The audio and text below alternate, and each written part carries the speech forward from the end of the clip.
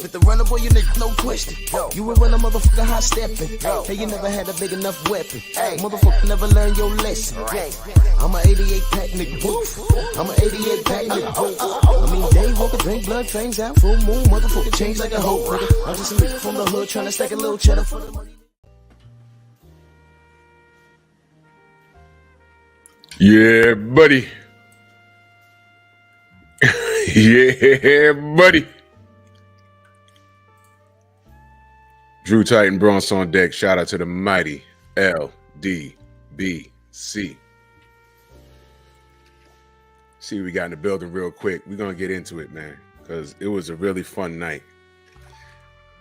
My brother Mo Boxing. Salute, brother. Yes, sir. It sure was. My brother Macados Mac of the South. Great vibes, Ray. Bert, what up, what up, what up? Ken Corleone, Thrill Hill. Kenny, what up, brother? Todd Swindle, Brian H. Counselor, how are you? Good to see you. Kevin Dunbar, Johnny Q, Antonio MMA, Robert Singleton, Jay Getz. Smash the like button, ladies and gentlemen. JC, what's good? And let's just go, man. Let's just go. Sensei, you in the building? Yo. Yes, sir. Yes, sir. Great live this afternoon. That was dope. Salute to Junior the Truth. He was on the check-in. That's real dope. It's refreshing to hear boxing conversations, like real boxing talk. Jeff Sparks, salute, man. Romeo, what up? Phenomenal Mexican in the building, man. Wow, man. Wow. Yeah, I just want to say, when you brothers come in and you join me and support like that, it does so much for what we try to say and do on the air, because it allows people to see the consistency about what we strive to bring, and that's quality. But each and every one of us in our own way. You know, I speak of leading by example a lot, and I do it on my Tuesday Tussle show. But I feel the gratuitous nature of everything because of that show today, that's what makes me feel enlightened. And I try to do that and bring that when I come around, and do the same for, like, when I come on here with you on Sundays, or when we collab on Mondays, or if I've ever collabed and done anything with anyone else, especially when I do the shows in the eye of the storm. That's what that's all about, man. And I love that. And it makes me feel like I'm really contributing something out here. It's not a selfish thing. It's a selfless thing. Selfless, man. That's the word, man. And that's what we do here, man. Each one teach one. For those that don't know, like I always say, you know, there's a lot of brothers that click the live button, and I promise you, I can learn something from every last one of you. And that's just what it is, you know. And I enjoy everyone's content. When I get time to listen to it, I catch replays. I tell everybody I am everywhere but nowhere. Just because you don't see me in the chat, just know that 3 of those likes come from me. I have 3 channels, y'all. Y'all know this. I have 3 channels. 3 of those likes are from me.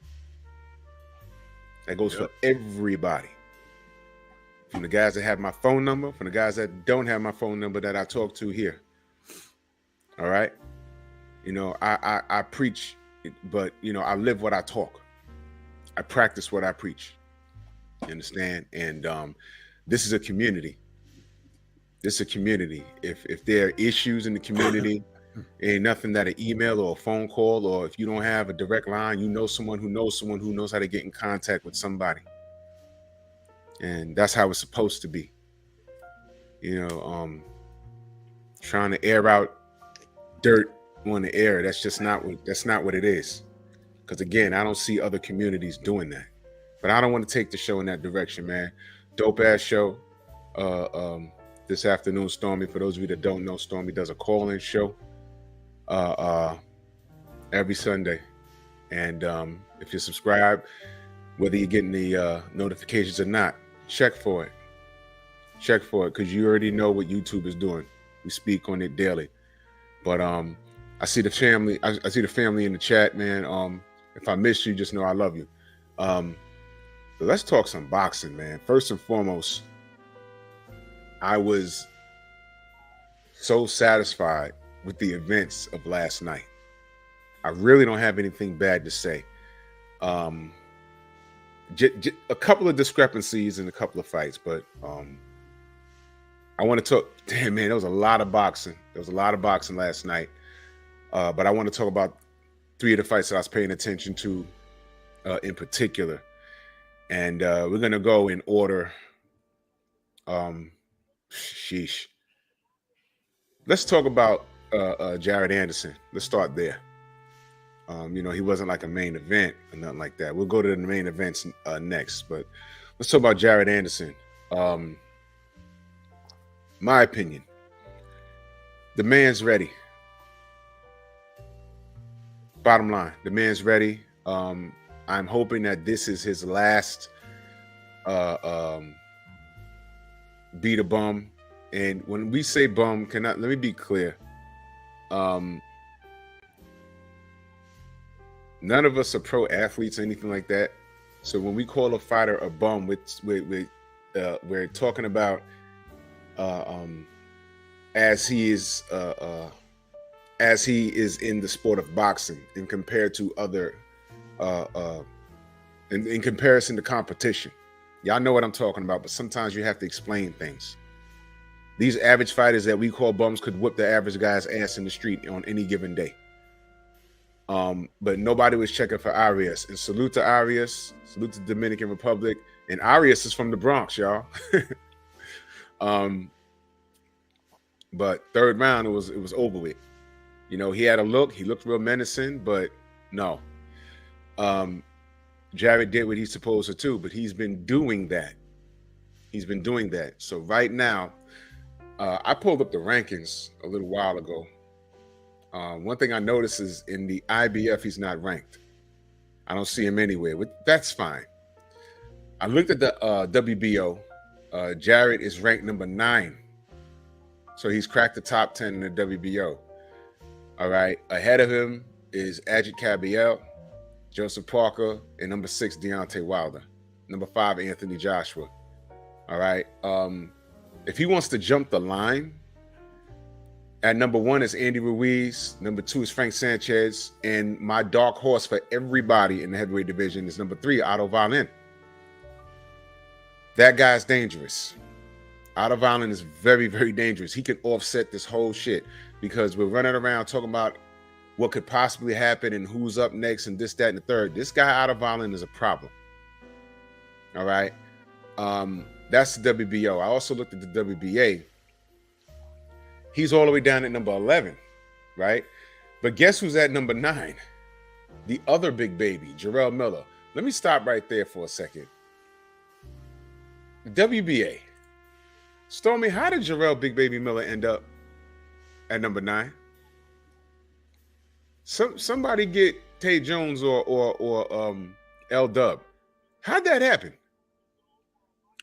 I have no idea, but typically, from what I've learned from listening to brothers like L Dub and Tay, they tell you when someone pops up into the ratings that you hadn't seen there, or the position changes or shifts, look for a fight that is coming down the line. And that person may be in negotiations for an opportunity that someone, someone with a name is going to say, hey, give me this guy, but they justify it. They put them in those ratings at the last possible moment. Right. Because they know that the fans don't pay attention to the ratings like that. Yeah. And every time that a network, like just let's use ESPN, for example, if they're going to talk about their top 10 pound for pound and stuff like that, that stuff usually flies far under the radar, because their ratings are a bunch of fluff anyway. Yeah. So it also helps to taint things. You know what I mean? I could think of 3 fighters that should, be in a spot like that instead of Miller. Right. And remember, Miller's been off the scene for a long time. He recently had a fight, but they've had him banished to the Phantom Zone for 4 years, almost 3 years. Yeah, man. Yeah. Salute the Banks boy. We still can't get Conor Ben to be suspended for a day yet. No, they trying to get him in the ring with goddamn Manny Pacquiao. What? You know what I'm saying? Where's my button at? What? Make it hey, if that fight does come off, and we ain't got to go in that direction. I just, I'm quick with my jokes. If that fight does come off, we just gonna call it Juice Harder. Look, I don't want no drug tested in that fight. And Manny's gonna steamroll. You're gonna think Manny gonna come in looking like he was in 2008. He gonna do the Bruce Lee flex. He gonna bust his ass. I'm gonna laugh my ass off, man. Get kind of been out of here, man. Banks boy said the Frank Lucas fight. So Frank Lucas was at the 9th spot in the WBA, and then Jarrell Miller took that spot. Because honestly, I was not paying attention. You see, this is why we need guys like Tay Jones and L Dub, and even BFTB does a great job reading these rankings, man. Because this is like ridiculous, man. Salute to Joe Burns in that super chat. Much love. He said, did Frank Sanchez fight on a prelim? Yes, he did. And I heard it was a one round. I think he off-dude in 1 round. Did you catch that, Stormy? I don't. But he fought last night, he won. Yeah, I got the zone card playing in the backdrop here. I just put it on shortly before I came on your studio, so I didn't see anything aside from the last 3 rounds of the what's his name, Jesse Rodriguez fight. Oh, okay. Banks boy says, I don't know if Anderson could deal with Sanchez. It's an interesting fight. And I was saying this on Stormy's show earlier.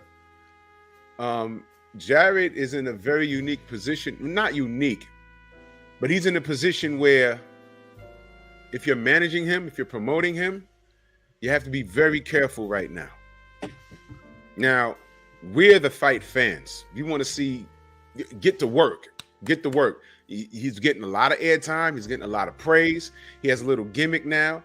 I can't say that I met him, but we passed each other 2 times in Vegas. He's a big boy.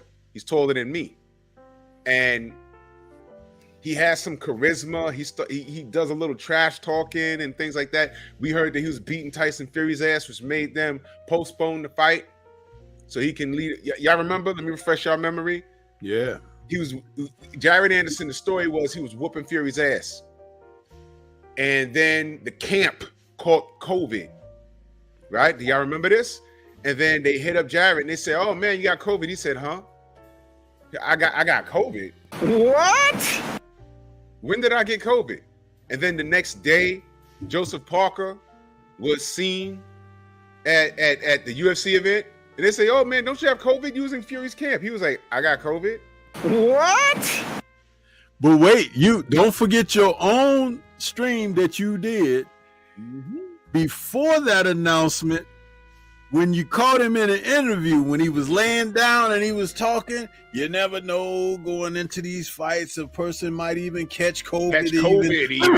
Yep. Oh, you never know. Catch COVID. Champ side played that to death. Catch COVID even. Y'all remember the fiasco. Y'all remember. No. Catch COVID. Y'all remember that. I'm like, wow, he really caught COVID and then flew with COVID, renting cars, driving around. I'm sorry, Storm. You're gonna make me do it, man. I'm sorry. Man. I'm sorry. You already know where I'm going. You already know. I'm sorry, y'all. Tyson Fury had COVID, but he's renting cars for his people.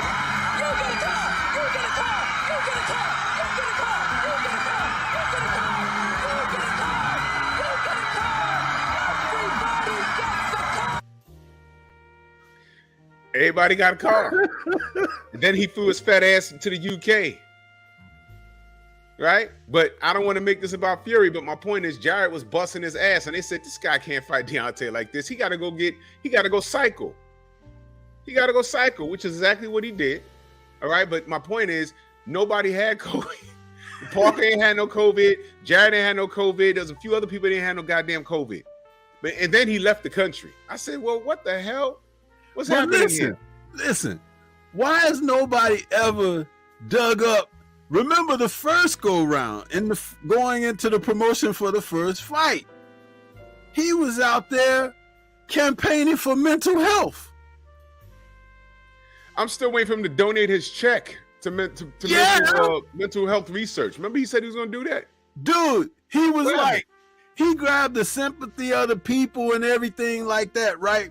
But nobody, listen, we know he's a jerk of a dude. We know this. But I would have been the first one with a voice in media to say, hey, somebody get this guy to rehab or get some help for him, please. You know, you got to put it out because he said it. He said it. He said it.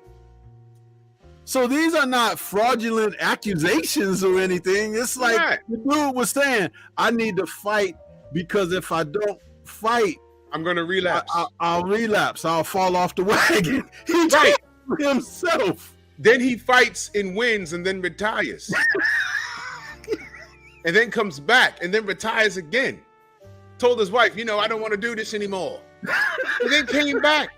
I was like, wait a minute. And then we find out, wait a minute, when you retire, guess what stops? The drug testing.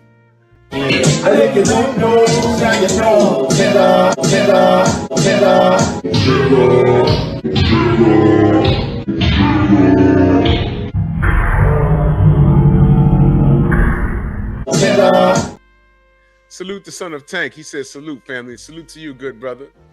And salute to all of you, Tyson Fury American fans. Why don't you go to his next autograph signing? Oh, I'm sorry. You're going to have to get on a plane to do that. But we're not going to make this about Fury.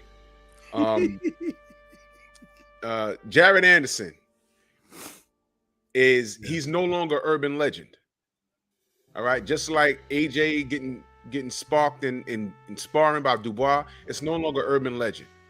Just like Errol Spence beat the shit out of Floyd Mayweather. And we didn't even know the kid's name. We just knew that it happened. It's no longer urban legend. These are facts.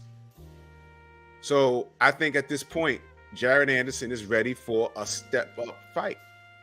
And it'll be a coming out party. So I'm asking you guys, he's not ranked in the IBF, but WBO, WBA, WBC. Now watch this. In the WBC, he's ranked number 11. Ahead of him is Joseph Parker. Number 9 is Otto Wallin.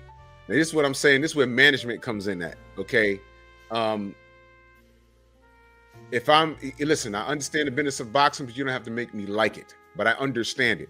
So if you have to pick what route you want to go, all right? And you got all these guys ahead of you. You kind of want to jump the line. Now, Stormy, when I was on the phone with you earlier, you said something very unique. How many pro fights did Evander Holyfield have before he had a title shot? He fought for the cruiserweight title against Dwight Muhammad Qawi in his 12th professional fight. 12 fights. How many pro fights does Jared have? I think 13, 14 after last night. I think 14 now. Okay, so he's nowhere near a title shot because Usyk ain't looking at him. Fury ain't looking at him, especially Fury because Fury knows what he knows. And by the way, he won't be able to cheat Jared because he knows what time it is. So I think at this point, a good step-up fight for him that has a name will be a Martin Bakole, or he can go to the WBA route. See, Bakole in the WBA, Bacole's ranked number 2. He could sneak up there and snatch that, right? Here's a name, but again, it's always a risk. And I know y'all might not have any faith in this man at this point, but number 6 right here is King Kong Ortiz. And although he lost his last fight, it's still King Kong Ortiz. All right? Now, that's a risk. Everybody knows him. More people know King Kong than they know Arslanbek Makhmudov or Lanier Perro. All right? I think he beats Martin Bacole's ass. He can go snatch that, become number 2 in the WBA if they even take that fight. I have no idea why he's not ranked in the the IBF. And in the WBO, I'm looking at over here, he's number 9. Joseph Parker is not fighting him. I don't see Caballel for some reason. I don't have no faith in him fighting him. But then you got, Hrgovic is busy. Alderweireld is sitting there babysitting at number 3. Do not take that fight. And Frank Sanchez right now, that'll be the battle of the undefeateds. And I don't think either one of them want to risk that right now because you know how the business is. So it's weird with him. It's very, very weird. Or, you know, you could make it a nigga fest and say the battle of the big babies. Miller versus Anderson. L-Dub, I'm glad you're here, brother.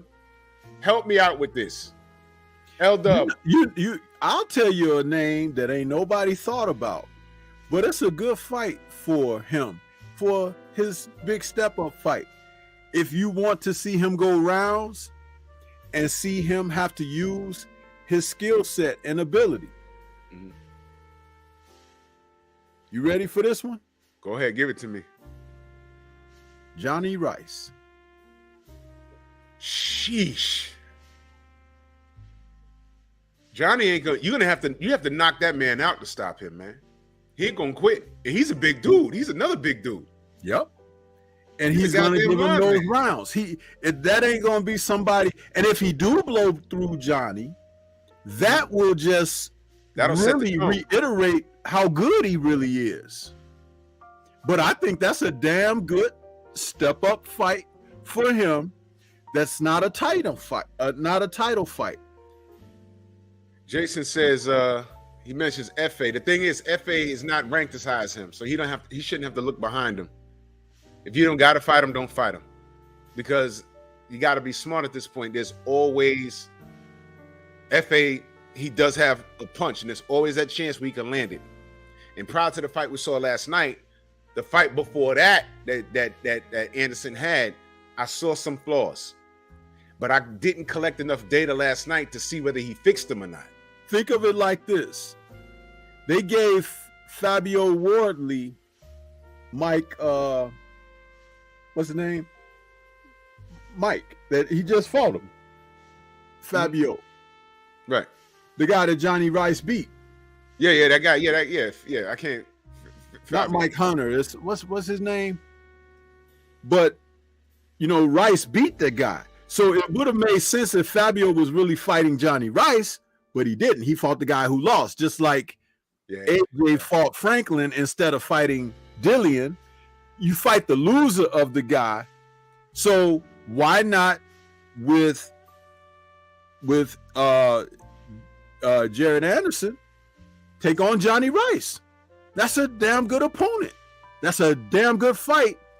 And I can guarantee you one thing. A few rounds. Yeah. Michael Yeah. Coffey. Thank you, L Dub. Thank Yep. you. Michael Coffey. Now- That's who Fabio Wardley just beat. It- And Mahmoudov. Rojai. Thank you, Rojai and L Dub. Yeah. Makhmudov should be an easy fight to make. He's ranked number 5 in the WBC and WBA. Now, I was just saying that Anderson could skip the line, man. But does Arslanbek and Makhmudov take that fight? Arslanbek Makhmudov, does he take the Anderson fight? I don't think so, because he's one of those guys.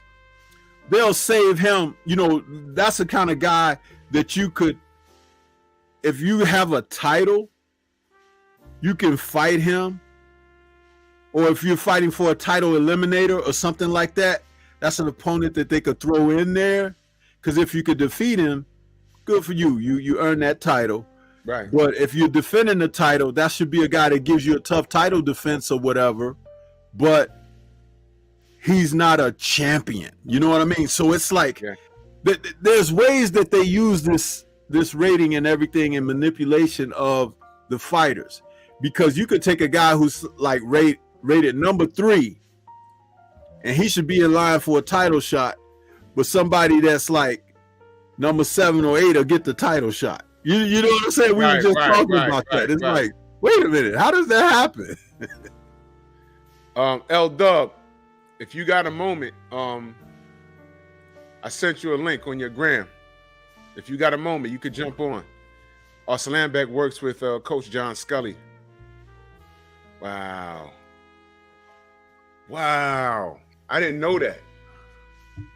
We can call John directly and ask him would he be interested in taking that Jared Anderson fight. Plowboy plays, salute. But Jared is in a very, because he's a legit threat.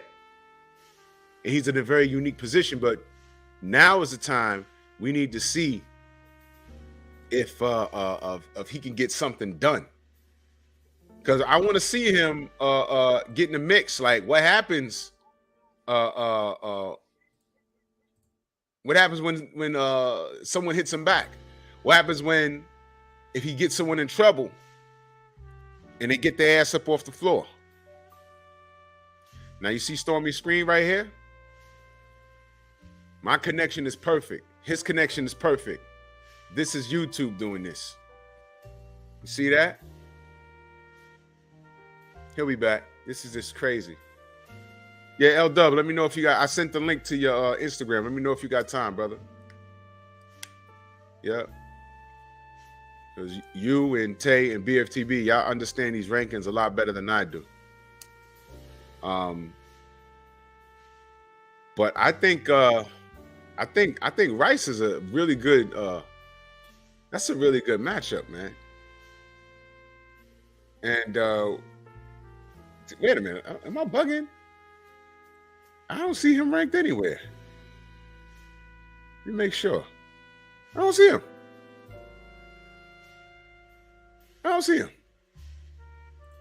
That's crazy. That's crazy. But as it stands right now, Jared right now, I don't think Teach was good. Rice ain't ranked. You see, I just looked for it. He's not ranked. He's not ranked. Cassandra, what up? He's not. Lamont, if I miss you, know I love you.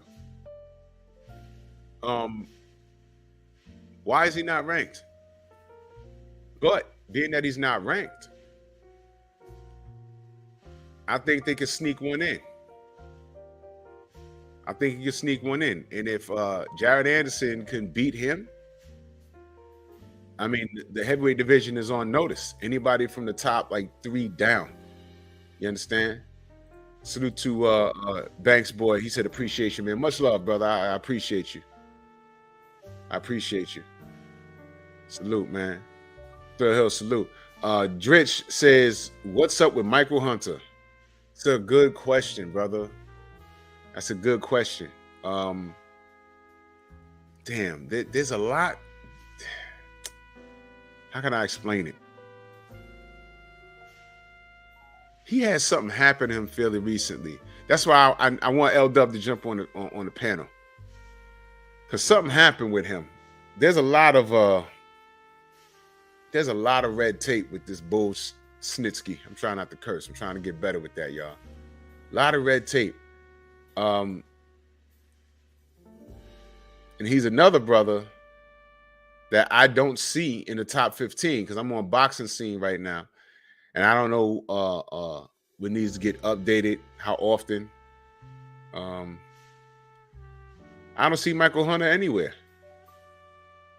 WBA rankings updated April 1st. WBC rankings updated April 5th. IBF rankings updated March 7th. Wow. They haven't been updated since March 7th. WBO rankings rated they were updated March 20th. Man, what's up with the IBF? So Jared could be there if they change stuff around. Another fight that's pretty much another fight that I like would be against Charles Martin. It's a very dangerous fight for both of them.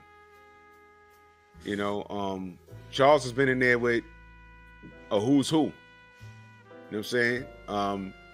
He's a big dude. And I feel Charles Martin, when he's on all cylinders, he could beat anybody. He could beat anybody. So he's ranked pretty low in the I was looking at the he's number 14 in the IBF. And Martin has gotten better since, yeah, you know, he had his troubles with AJ. You know, he's gotten better. And I have to say, that's very interesting, because AJ defeated him and didn't get better. Yeah. But Martin has gotten better. Even his fight with King Kong Ortiz. He was winning that fight. He was winning the fight. It was like, and it was nothing to hang your head, because King Kong is a good fighter, right? Yeah. Possibly at one time was a great fighter, but he was so avoided that you never could tell how good he really, really was, because no one gave him the opportunities. Correct. And then even when by the time D gave him an opportunity, what was it? King Kong was 40 years old, man. You know, gotta think so, yeah. It might have said 38 or 37 or something like that, but let's face it, I believe that King Kong is in his mid to late 40s now. You know what I'm saying? It's like you always have to add at least a minimum of 4 to 5 years to one of those elder statesmen Cubans out there. Daytona MMA says Jarrett versus Big Shot Shaw. Here's my thing with Big Shot Shaw, and salute to him, man. People are I'm not salty at him, but people are salty at him because of his last performance against Efe Ajagba, and people are like still mad at him over that. I'm not. This was supposed to be his breakout moment, because we've heard a lot of great things about him in the gym, and he's been giving out good work, and he just didn't pull the trigger on Efe. Efe never had him in trouble. He did, you know what he was supposed to do? He was supposed to do what Frank Sanchez did to him. He was supposed to go for it. When he had him in trouble, Frank Sanchez really tried to get Efe out of there. And let's just face it, on the corrupt side of boxing, in the defense of Shaw, we don't know if somebody said something to him or not. We don't know. Yeah. Listen, that's something that happens in this sport, and people, the way the fighters can never tell you. They can never tell you unless they long past their careers, like guys who you've had on the show. Yeah. But sometimes it happens, and they get a message. You know you're not winning tonight, right? Yeah, man. Yeah. And it's as simple as that. I don't have to go any further. Yeah. But again, that happens. The performance was, to me, was strange, because have you ever watched a professional fight with someone you've seen fight before, and on a certain night you be wondering and scratching your head, what the hell is wrong with dude? Why is he fighting like this. FA didn't do anything to make him timid like that. I didn't see it. I just didn't see. Ashley, salute, sis. I didn't see it. I didn't see anything that he got hit with, or I didn't see it. I'm like, bro, come on, man. You got to pull it. You got to go for it. And he just didn't do it. And unfortunately, FA, I believe he was favored to win. And at that time, although he's not the biggest name in the world, he's a bigger name than Shaw. And when it went to the cards, I said, I know what's going to happen, but you know what? I didn't disagree with the outcome. You know what I mean? I didn't disagree with it because it was just weird, man. It was just very, very weird. Salute to my brother Platboy Plays in that super chat. Much love. He said King Kong graduated with Muhammad Ali. You know, there's a meme out here. I don't know if you saw it, Stormy, but it's a picture in black and white of these boxers, and in the middle is Jack Johnson, right? Mm-hmm. Some douchebag put King Kong Ortiz in the back. They put his face on one of the dudes in the back with a turtleneck on. And you see, and I'm looking. I say, yo, who did that, man? You guys ain't shit, man. I said, man, Jack Johnson. Stop, man. Y'all guys are doing too much, man. It was funny as hell, though. Man, but oh man, that was messed up.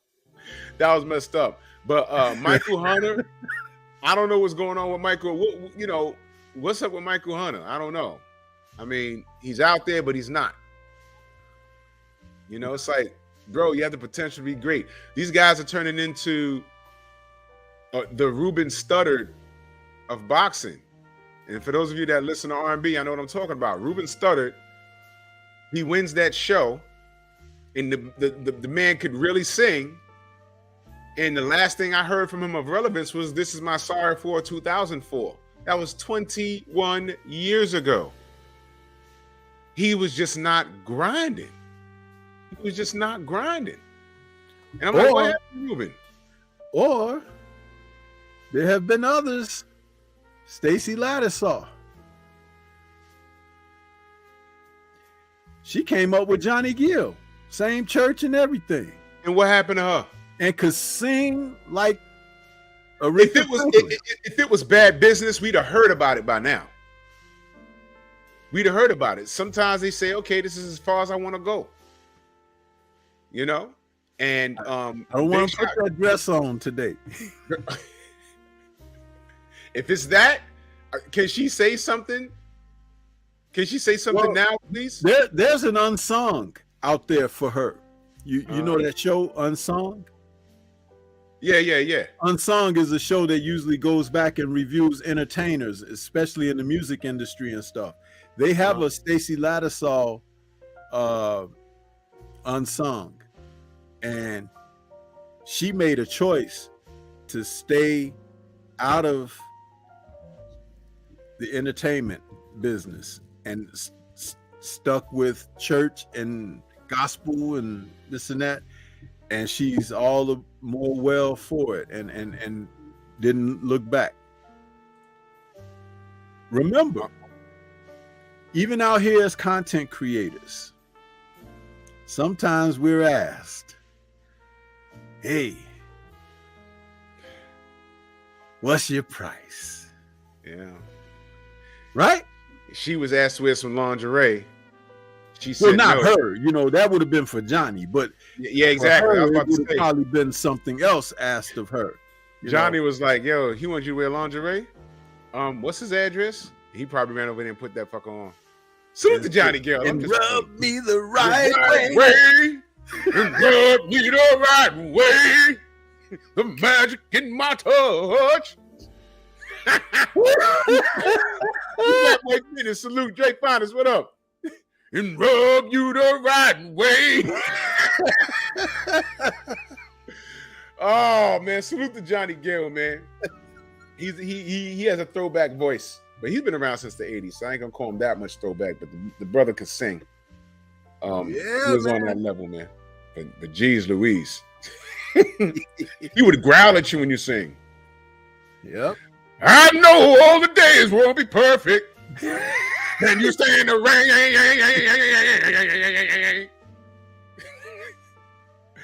Oh my gosh. But anyway. Yeah, you remember when he first joined New Edition? And it's like you used to hearing Ralph Tresvant and Ricky and Ronnie and all them guys. And then all of a sudden when he come in with his part with the New Edition, everybody was like, who the hell is that old man? And grown ass man with these boys. Who that grown ass man with these boys? I said, oh shit, it's Johnny Gill. It was an N.E. heartbeat. You better beware. Everybody sing again. I was like, damn, he catch the Holy Ghost on every bar. Shit, he made Bobby Brown get mad and be like, I want to come back, y'all.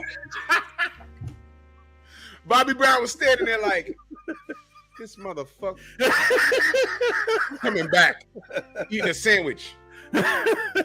Did you see the video when they were on stage doing their routine and Bobby Brown's fat ass was out of breath? Dude, there's a meme out there from TikTok with Mike Epps talking about that. Did you see it? Yes. Mike Epps said, man, I thought Bobby Brown was going to die on stage.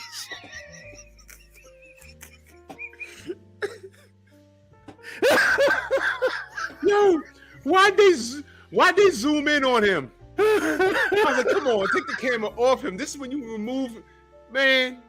God damn. Man, that was crazy. Luther Bobby, he had a hard way to go. But let me tell you something. I ain't mad at Bobby Brown, man. Do you know in his heyday, Bobby Brown had all the honeys, man. Anybody you can name, Bobby Brown was like right up there with them, man. Bobby Brown was like, and the funny thing about it is, the dude was like just a regular looking dude. You know what I'm saying? He was a regular. Like, you know how women like to say, "Oh, he got to be fine. He got to be this. He got to be that." All the other brothers had a unique look. Bobby was just like, oh, damn, okay, goddamn. But from what I heard, he got all the itches. Cassandra said she saw them a couple of weeks ago in Cincinnati. They still got it, but Bobby not so much. I mean, damn, man. But salute to Bobby. I ain't gonna dump on him. He's had a hard way to go. No, I just gave him his props. I said the dude was like, you know, he was popping. Back in the day, he was. Yeah. And listen, some of us was popping back in the days. You know what I mean? It's like, that's why I can laugh and joke about stuff so much now. It's like, it's better than crying. And all those brothers was athletic when they were kids. If you remember the Cool It Now video, he dunked the basketball. That was Bobby. I was like, oh, look, they got hot. But what I didn't know is that all those brothers could ball.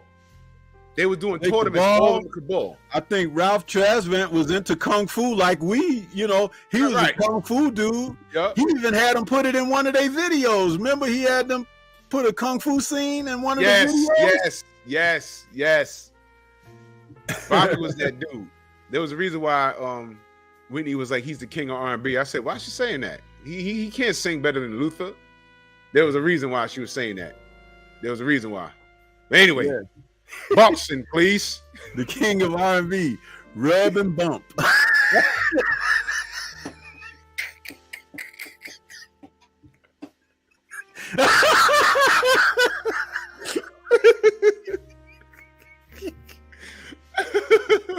Yeah, buddy. Oh, yeah, Michael Bivins. Oh, bro. Yeah, man. Oh, man. Anyway, boxing. Jared Anderson, his management team, they got a job ahead of them, man. At this point, we got to see him in there with some top tier competition, because now's the time. But there are names that I've seen in the top 5 that is very, very high risk, but the reward is still high. Now, Arslanbek, he could sneak in and take that top 5 spot, but I don't think Arslanbek will fight him. Frank Sanchez, man, he's another guy that they hold to a high standard. But this is a situation where both camps, I don't think they'll want them to meet. That they'll do something crazy like, okay, we don't want them to meet until somebody got a belt. So Fury and Usyk got to figure out what the hell's going on. I think that Anderson beats Hrgovic, and Hrgovic is looking down at Frank. He's looking at Frank Sanchez and Jared Anderson and saying, no, that's a high risk and low reward right there. I can't I'm right here at title contention. I can't lose to those guys. Andy Ruiz is like, yo, F it, I'll fight everybody. And that's a big risk right there. You don't want to lose to an Otto Wallin. You even don't want to lose to Andy Ruiz, but L Dub just said that Ariola's fighting what you call it next. I just put it up on the screen. Y'all saw it. Chaz Bleak, salute. J Real Live, Roger, salute. Todd Swindle, Tad Lawson, Brother Cole. But it's a very unique situation. The heavyweight division, there's a lot of options, man. There's a lot of options, and I need Jared Anderson to have a step-up fight, but he has to be careful. Well, what we need is the heavyweights to start just fighting. Remember, because there's two guys who are holding all the belts. Everyone else is kind of like at a stalemate. They don't want to make a move because they think they might get called for a shot. But you got to be active. You got to get in the ring and fight. Yeah. And the more success that you have through winning, the more consideration that you could force, because the public will want to see you and things like this. But it's funny how it's changed, right? These guys will sit around waiting instead of like casting their head, their name in the ballot, and say, hey, watch me. Right. Like Hrgovic, he had that big fight with Zhang, kind of ended up showing some weaknesses there. Mm-hmm. But Zhang is already fighting again in this coming Saturday against top tier against Joe Joyce, and Hrgovic is still sitting around talking about don't nobody want to fight him. Dude, I don't believe that. Get your ass in the ring and fight. Now, Zhang is going back in there against a guy who could possibly beat him, but he getting right back in there. And guess what? People going to take their hat off to him and respect him for doing so. Win, lose, or draw. Hrgovic is sitting around hoping for this Usyk work, but he's not getting that fight next, man. So what he needs to do is remain active. And at this point, he's at a level where there is no light work. Because if your last opponent is facing a top tier guy in Joe Joyce, what are you going to do? And this is why I'm saying Anderson could sneak right in there. And he could beat Hrgovic. But what would Hrgovic be doing? He'd be losing his number one spot in the IBF. He'd be losing it. Yep. And, man, Hrgovic, number 2 is not rated. Then you got Andy Ruiz, Deontay Wilder, Anthony Joshua, Frank Sanchez, Agitated Cabbage, Dillian White, get him out of there. Dempsey McKean, I don't even know who that is. And then number 10 is Otto Wallin. Jared and Charles Martin's right down here at number 14. King Kong Ortiz is number how the hell is Ortiz number 15 and Charles Martin is number 14? Huh. Well, what the hell? Okay, and then you got Tony Yoka at 13. Jared. Dan, that's why I really need LW to explain this, because he's not ranked. He's not ranked in the top 15. Where is he? Which rank ratings are you looking at? It's the IBF. Oh, okay. I don't get this. So, what is he, 16, 18, 20? Call out AJ. Yo, listen, man. I know he won't do it. But there's no light work at this point. Right now, Jared Anderson is not considered light work. You're a 2-time formerly unified champion. 2-time. Get your ass in the ring with somebody. Ashley, Agit Caballero. We call him Agitated Cabbage. I think AJ versus Jared Anderson is perfect.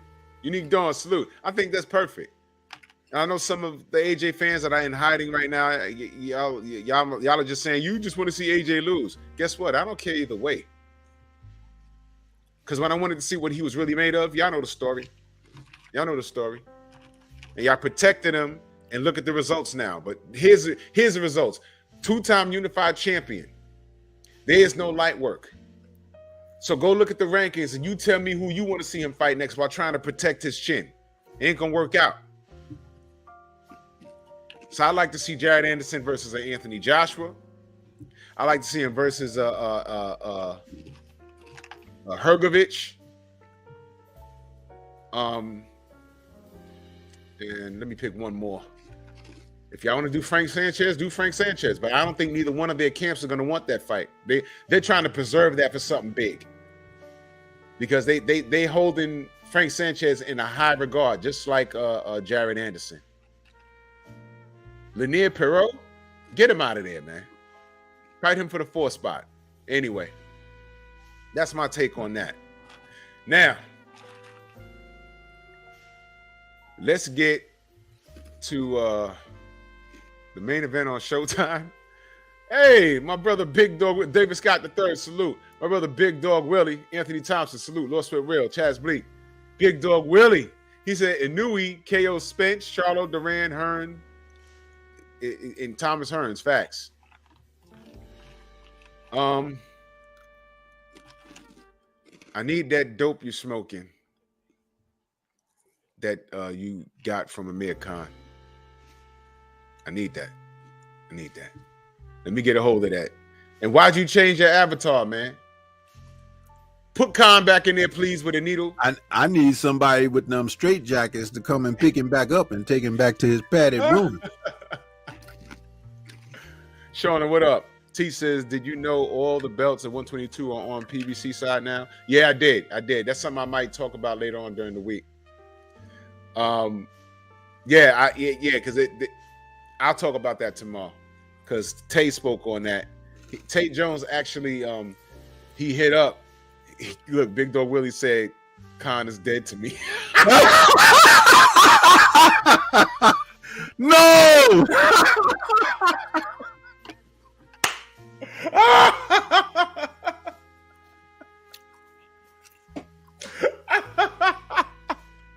Oh man, stop it. Damn. Oh, Tate Jones called Cool Boy Steph. He texted him because now that all the belts on the PBC side, he said Inouye's my new hero. Oh my God. Queen, salute. I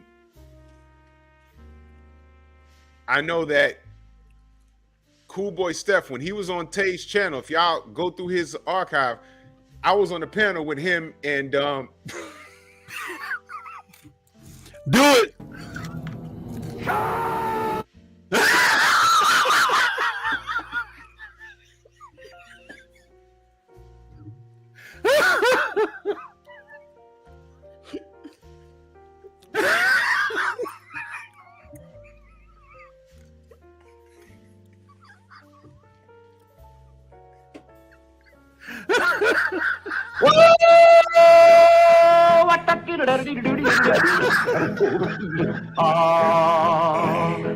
That's kind of pretty before it gets started, ain't it? Oh, Gordon, he did right. Crambo. What?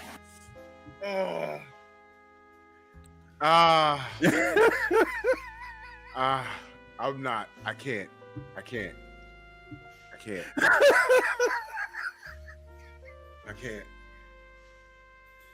Okay. Oh man. Oh my God. All right. What was I talking about? Oh, okay. So when Stephen Fulton was on Tay's show, he said that he wanted to be the first undisputed champion, at that weight class in Philadelphia. And Yave, what up? And since now the PBC has all the belts on that side, it's easier to make those fights now. So he texts Stephen Fulton. He says, yo, Inouye's hurt. You can run and go get that, and it'll be more on the line when you fight Inouye. But he texts Tay back and said, nah, Inouye's first. So I was like, oh, damn. Jeff Sparks, salute. I was like, damn. So, he hit him up. He told him, he said, yo, y'all know y'all got all the belts now? You can make that. He said, yo, Inouye's first. I said, okay, all right. Damn. Damn. Anyway, let's talk about I'm sorry, y'all. I gotta put it up, y'all. I'm sorry. You want to explain what the fuck happened here? The last red.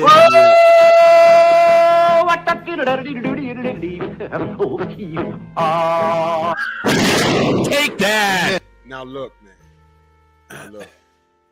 Look, man. Fondora's a good kid. All right. But you already know what aggravates me. And I'm gonna give it to you in a second, Stormy. Let me just get this. Oh man, here come Big Dog Willie again. God damn it. He said, "Can't hurt my feelings. And Nui is better than him."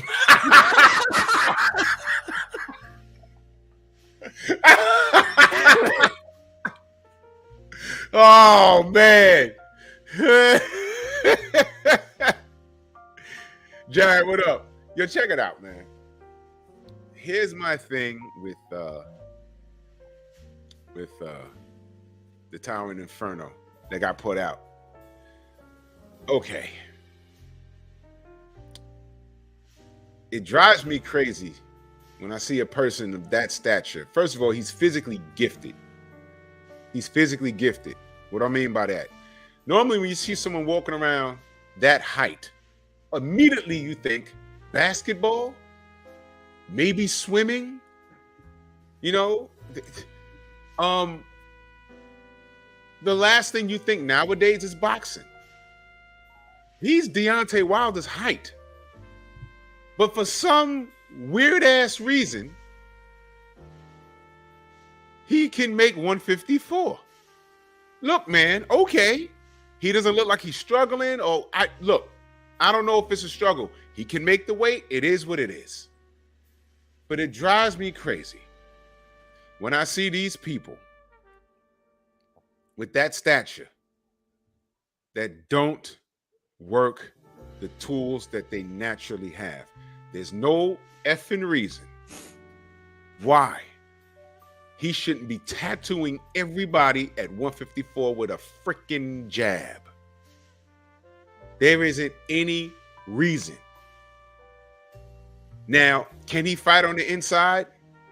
Yes, but he shouldn't pull the inside fighting out until somebody figures out how to get past the stick. And then when they get in there thinking that it's okay, you find out he has an inside game. But you don't lead with the inside game first.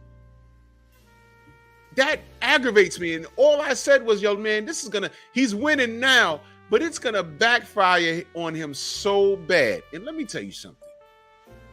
Last night was bound to happen. It was bound to happen. Erickson Lubin, I don't care what y'all say. That Lubin fight took a lot out of him. And the Spanish kid he fought before that, I always forget his name. The kid is from Spain. Stormy, what was that guy's name? His last name is Garcia or something? Last night against the guy that fought Fondura before he fought Lubin. What was that kid's name again? Damn. He was a Latin guy. I forget his name though. He's from Spain. Right. And he looked like a murderer. He had a bugged out look. He looked like you can see all his pupils and shit. Ocampo, that was him? No, Sergio Garcia. This is him. Thank you. Sergio Garcia. That guy had a high engine, and he was so fighting a guy like that is annoying because it's like a gnat in your face. And nobody was ever in trouble, but he would not give Fundora room to breathe. And I said, man, he should be hitting him with uppercuts, whatever. This kid would not go away. But I saw something in that fight. And then the Lubin fight. He dropped Lubin, and Lubin ain't go away. And then he dropped Fundora later. He eventually, did what he did to Lubin's face and everything. But look, man, I was not impressed with what Fundora showed us. There was no plan B, man. There was no plan B. It looked like it was turning into a Fundora fight. He started to close it. You're the taller guy with the longer reach, but you're closing the distance? Huh? And then he was getting comfortable. He has a sharp uppercut. But I'm going to show y'all something. And salute to Malik Scott. I'm going to show y'all something he put on his Instagram. Pay attention, y'all. The sport of boxing repeated itself tonight concerning tall southpaws. Fundora was knocked out tonight almost with the same startup punch that Paul Williams was knocked out with by Sergio Martinez many years ago. Throwing a long uppercut but not answering the phone with the right hand, being very defensively irresponsible, and it cost him victory tonight. Now you see that? You see that? Now, there's something else that I brought up. And I said it on my video, and I'm gonna throw it to you, Stormy. Once upon a time, there was a fighter by the name of Lennox Lewis. Before he grew his dreads, he had a little flat top. And he fought a guy by the name of Oliver McCall. And after I read the super chat, I want you to explain to me what happened to Lennox Lewis and how does it compare to what we saw last night. Alfred, in that super chat, much love and appreciation, my brother. He said, what happened there was that when you're 6'7", that don't know how to box on the outside, and you end up like that. I saw how Mendoza went to the body early. I'm like, he's going to KO Fondura. Spence and Charlo folds him too. Well, those conversations vanished last night. Those conversations vanished. And this is no disrespect to Mendoza, but goddamn. Now, Stormy, I brought up the Lennox Lewis, Oliver McCall situation for a reason. Can you bridge that gap if you can? Yeah.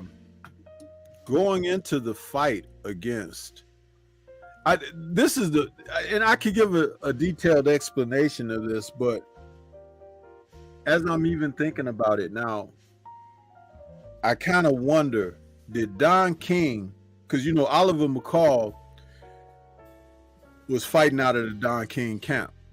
Right. Lennox Lewis was a WBC champion. And Don King had a knack for wanting to get those belts in his possession, right? I wouldn't be surprised if Don King asked Emanuel Stewart to train Oliver McCall for that fight. I don't know. I don't have a history of knowing that. But Oliver McCall had been moving along in the heavyweight division, fighting on Don King cards, being promoted by Don King for a long time. And suddenly in that fight,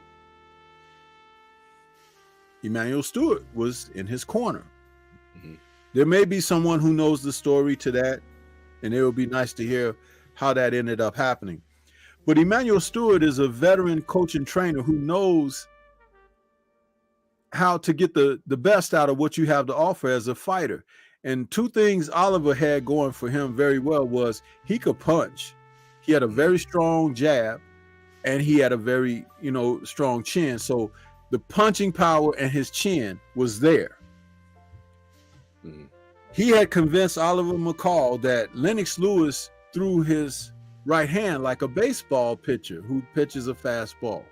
So meaning that he would load up with that right, he would probe with the left. His jab wasn't developed at that time.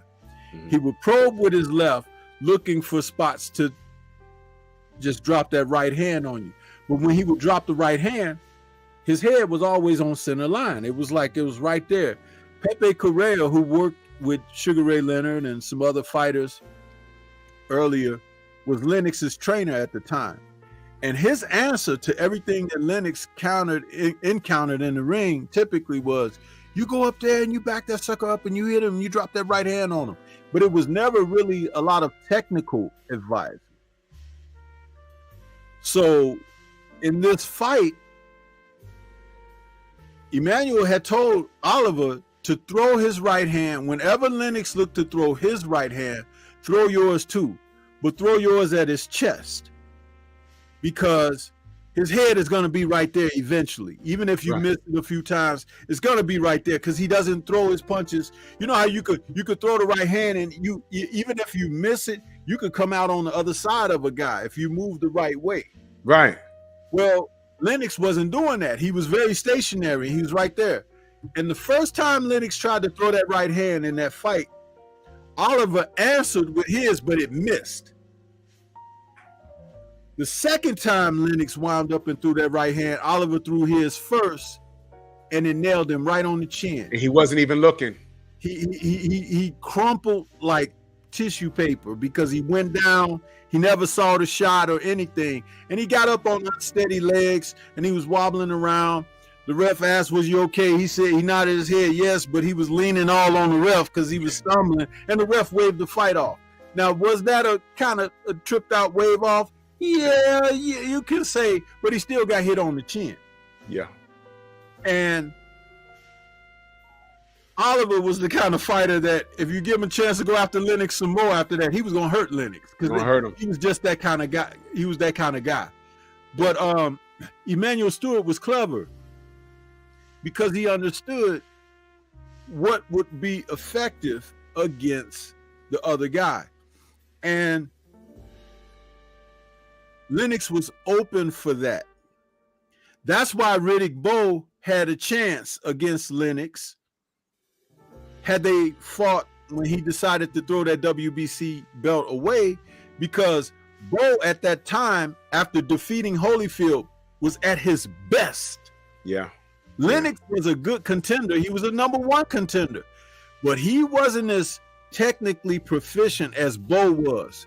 He might have even had a bigger right hand than Bowe, but Bowe had Eddie Fudd.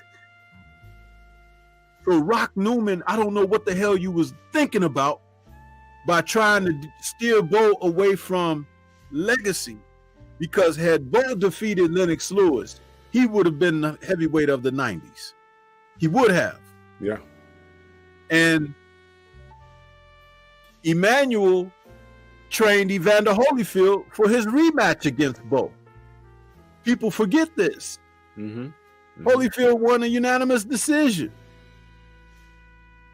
Even though Bowe didn't come in the same type of shape he came in the first fight, Emmanuel told Holyfield, "You're a better boxer than he is. You have to move, get your combinations off, and get out of there." He was so efficient at that before the Fan Man incident, it looked like Holyfield might have been on his way to a stoppage of Bowe. Yeah. He opened up a cut over his eye. Bowe was huffing and puffing. He was banging him really good. Bowe was being backed up. Holyfield was fighting an excellent fight, but that was all due to Emmanuel Stewart. Now, to bring it back home, years later, when he fought Holyfield, being trained by Emmanuel Stewart, Lennox Lewis comes into the first fight with that injury protector cup that came all the way up to his chest like this. So you're Japanese looking ass. Exactly. So what I'm saying is, Emmanuel understood what Holyfield's strengths were, the body work and combinations. But if you come in there with this, if they let you come in there with this high protective cup, you can stave off some of his greatest advantage in the fight is his body work. Yeah. And if you could keep him at the end of your punches, you can win a decision by just boxing the guy. If you notice, Lennox never tried to knock Holyfield out. He didn't. He was just boxing him and peppering him with shots. But he never went after Holyfield like, "I'm going to get you." You know why? Because Emmanuel knew Lennox's disposition, his internal self. He understood that, and he knew Holyfield's. Holyfield, and I had always said this, there's two types of ways that you could defeat him. One would be with smarts. Outbox him, technically don't get him riled up, do those things. And then the other way would be to bang him to the body, because he was a guy that came up from a lower weight class to heavyweight. So over a 12-round fight, he wouldn't be able to sustain good body work by a real good body puncher for 12 rounds, because that's not what he was naturally as a heavyweight. Oftentimes when after fighting at heavyweight, a week or so, 2 weeks later after the fight, Holyfield's weight would drop back down to less than 200 pounds. Wow. Yeah. So Emmanuel knew these things. So he knew what to tell Lennox to do to beat Holyfield. Plus, he had worked with Holyfield. And if you notice in the rematch, Lennox just really, really boxed him. Definitely got that decision in the second fight. But the second fight was actually closer than the first fight. Lennox should have got the decision that they called a draw. Yeah, I remember that. That was In crazy. the second fight, Holyfield actually performed better. But I say all of that to say, when you have a trainer that understands what your strengths and weaknesses are, you need to pay attention and follow along.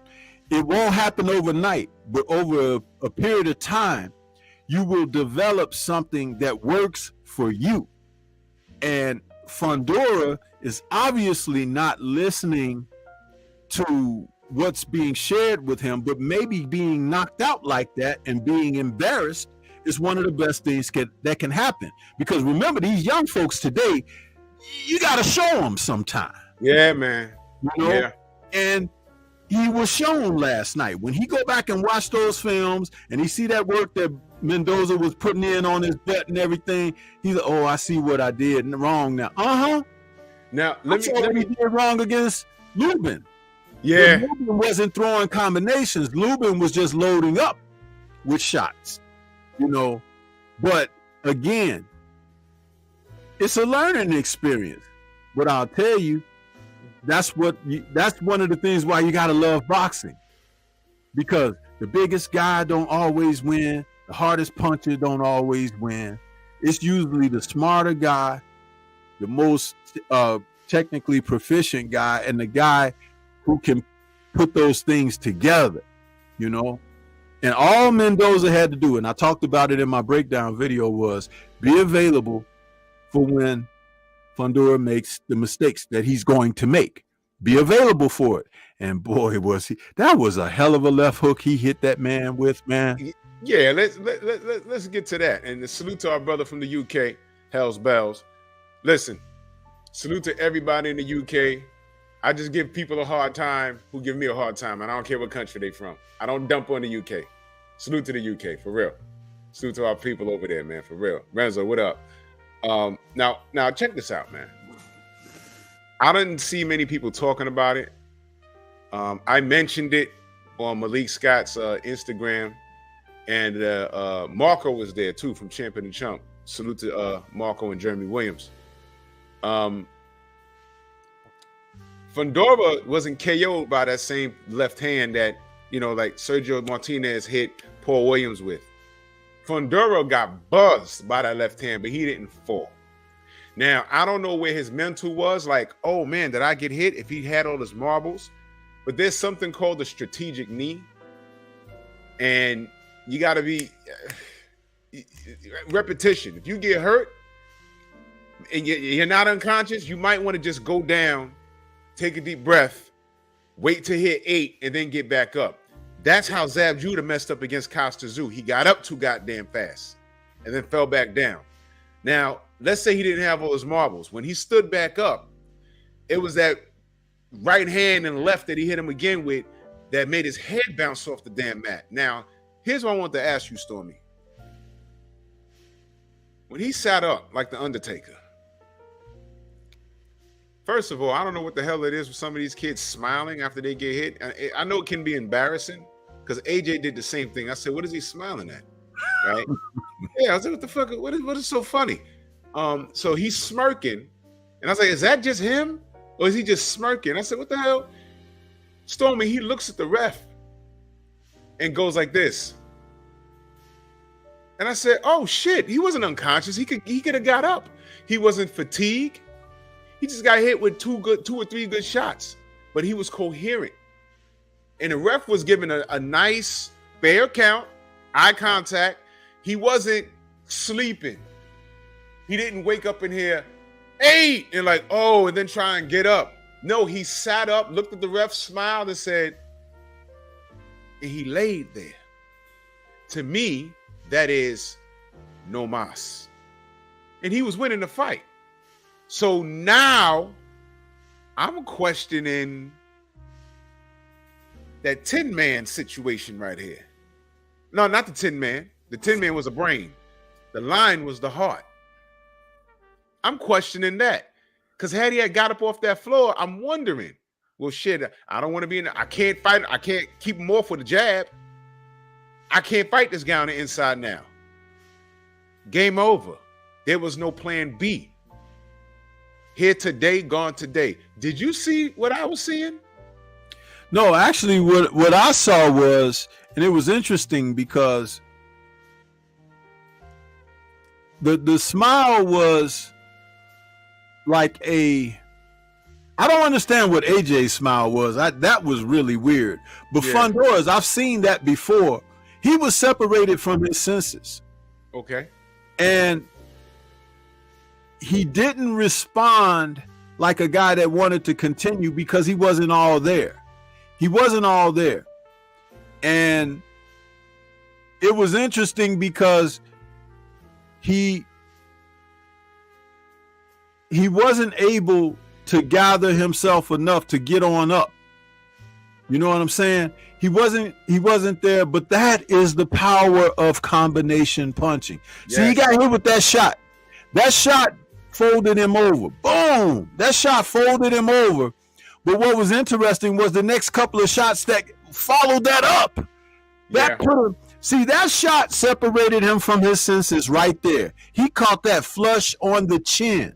And you see, when it happened to Paul just went to sleep. Right.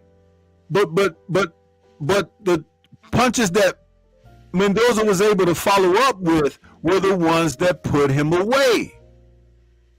And I don't know that I would question his heart as much as I would question the fact that he was done. And the referee could have counted to 1,000 and he would have eventually woke up and said, "What you counting for?" You know, he was done. Wow. Yeah. He was done. But as you saw him say in the post-fight interview, he said that he's not done. He said he'll go back to the gym and he's going to try to come back, which was a good thing to say. But after he watches tape of himself, like I said, if that doesn't convince him of what they've been trying to teach him, nothing will. But there's a reason why you put muzzles on dogs that'll bite you, huh? It's like you take a muzzle off, the dog will freaking bite first thing that come along. You with the extremities that he has, that reach and that size, nobody should ever be able to get beyond mid-range with him. Now he can fight good on the inside, but he should make you fear getting hit from the outside. And he doesn't have that for his size and reach and everything. Now imagine an animal fighter, one of these guys that have that aggression and rage that just want to get you, like that guy, Beck the Mirror, whatever his name is, Beck the Bully. Yeah. He just want to get up there and go upside your head. You know what I'm saying? Uh-huh. A guy like that will kill Fondura. Because Fundora will let him inside and think I'm going to go to war with him on the inside. No, Beck the Bully will fold you in half like a card table. If you pep him outside at the end of your jab like you're supposed to, you might be able to drop one of them right hands or something on him, or left hand and stop him. But he hasn't learned how to draw that line, that Mason-Dixon line out there and say, you will not pass, that kind of thing. When you can do that, you can become a complete fighter. Yeah, see, look at him. See how he's responding? He's like, he's not all there, bro. He's not all there. And let's not rule this out. Freaking Brian Mendoza can punch. He's a puncher. He really is. He's a puncher. Yeah, he might have gotten hurt. I think okay. I think maybe the only reason he wasn't able to hurt Jesus Ramos like that is because I think Jesus Ramos is one of those guys. You saw it in his Joey Spencer fight. He rehydrates up to a really nice large size, and the punches weren't the same against him. Hold on, let me address it. Yeah, Queen, you right. You right about that, Queen. Salute. Yeah, he said he ducked Gusher to fight this dude. Let me say this real quick, Renzo. Charles Conwell, I'm still kind of sore at that guy. You know, he's underachieving at this point, but whatever's happening with him, if he's not where he wants to be in his career, he has himself to blame. And if you don't know what I'm talking about, go to my page and put in his name in the search engine. He did something that was very foul. And he literally yanked the rug from up under his feet. So whatever he's Stormy will be back. So whatever he's going through, whatever he's dealing with right now as far as career, he's his own worst enemy. You know what I'm saying? And I'm very upset with him because he admitted to faking an injury, a hand injury, and he trashed the whole event thinking he was going to get more money at Triller. And guess what undercard he was going to be? He was going to be the undercard on guess what? Kambosos versus Teofimo. And the fight never happened at that point on Triller. The fight never happened. And he didn't get no money. I forget the numbers. He was going to make $20,000 one night, but then they said, "Well, I'll do that when you can make 40 or 60." I forgot the numbers, but check my video because I did a video on it when it came out. So I'm a little mad at Charles Conwell, you know, but until then, he's going to keep beating up the Mexicans at Home Depot, waiting to help you move tiles. You know, so that's my response to that. You know, so what's next for Fundora, Stormy? What do you think he should do next? Does he run this back? I don't think he should run it back against Mendoza right now. He needs to go back and start the chapter of rebuilding and repairing the style that he has to box going forward in. He's got to stop this stuff thinking that he could just, because he fights good on the inside, that he could just come back and start beating other people. People got the blueprint now. The blueprint was actually established a couple of fights ago with that the guy that before Garcia. Lubin and then Garcia, then Lubin. That was the blueprint right there. It was like opening up. He better be lucky that he wasn't in there against a Mel Charlo or even a Brian Castano, guys who are well, Earl ain't 154. I'm saying because he, you know, what I'm Yeah, saying but like he's not. But I'm just, Yeah. you know, yeah. that's why I didn't mention his name. But Right, I'm right, saying these guys, they are the killers up there. And when they hurt you, they go for. Watch a Brian Castano knockout. Watch a Jamil Charlo knockout. They go for guys. They be trying to take your head off the block. Okay, Mendoza can just do it because he punches well, but he doesn't have that same nature that those two champions have. Castano now former champion, but Mendoza can punch like them. You know what I'm saying? And that's why he got that type of result.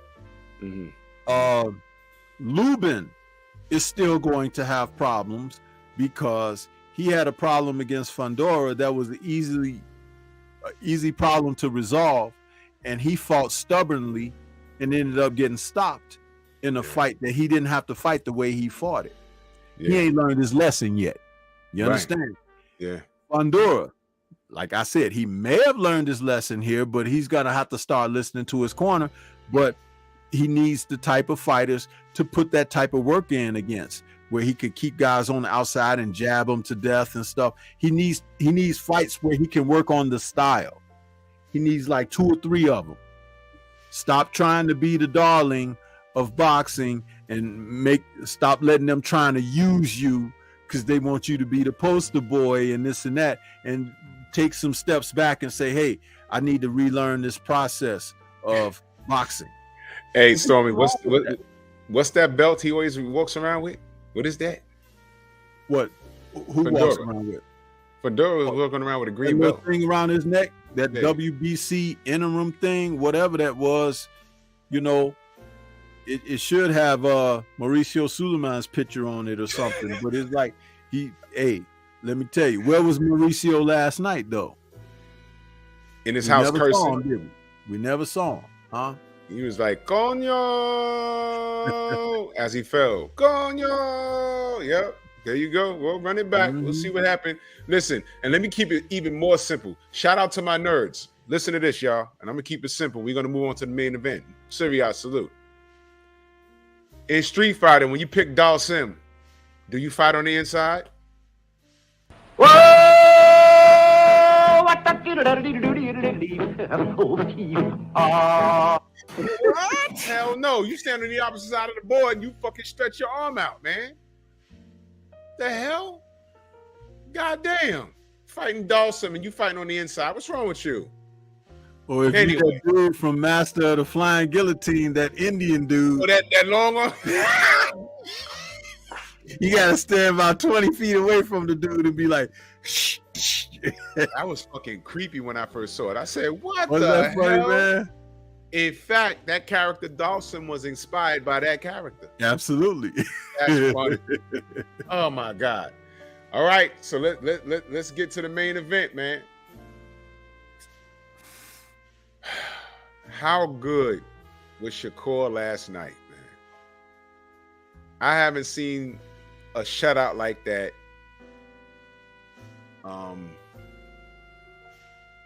Look, man. Devin Haney pitched a shutout on George Camboza. Yep. He pitched a shutout. I'm thinking of some shutouts in my mind. Roy Jones Jr. pitched a shutout on John Ruiz at heavyweight. That was a shutout. But he didn't stop him.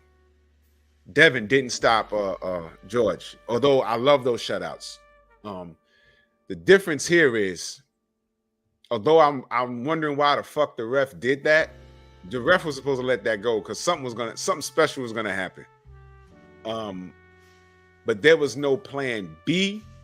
My brother GOG was in Tay's comment section last night. He said plan B. He said, Drew, there ain't no plan A. He was outgunned, and I want y'all to understand. Didn't this kid knock out Nakatani? Yep. What guy here? Yeah. He wasn't a bum, Nakatani was the original monster. Yeah, he wasn't a bum. Right. A lot of times people will call fighters from foreign countries bums because they haven't studied up on them. You know, they're not aware of who they are, where they come from, and things of that nature. But that doesn't mean that a person isn't capable because you're not familiar with them, you know? And remember, he came into the fight very ill-informed against Shakur because he thought that Shakur was going to be running from him and he was going to have to chase him down, and that Shakur didn't really, pose a threat as a puncher. And that's when Shakur had said at the presser, he was like, well, we're going to have to see about that. We'll see what he have to say when he run into something. And that's the thing. It's like you have to pay attention to the nature of the fighters. Yoshino is used to rumbling, and he came to rumble. Yeah, he did. But he fought somebody that he didn't give the impression that he rumbles. Mm-hmm. But if you look at how Shakur fought, he never went anywhere. He was always right there in front of the dude, stepping off to the side, giving him an angle, countering him with proper shots, peppering him in the body with well-placed body shots, straight punches down his guard, hitting him clean on the chin. And of course, Yoshino didn't have the athleticism that Shakur had. But where was this running that Yoshino thought he was going to do? And that Isaac Cruz, the reason that he turned the fight down against Shakur, because he said that Shakur wasn't going to do anything but run away from him. Where was that at? I saw no evidence of that. Shakur even went to the ropes and played the rope-a-dope on him for a few moments at a time.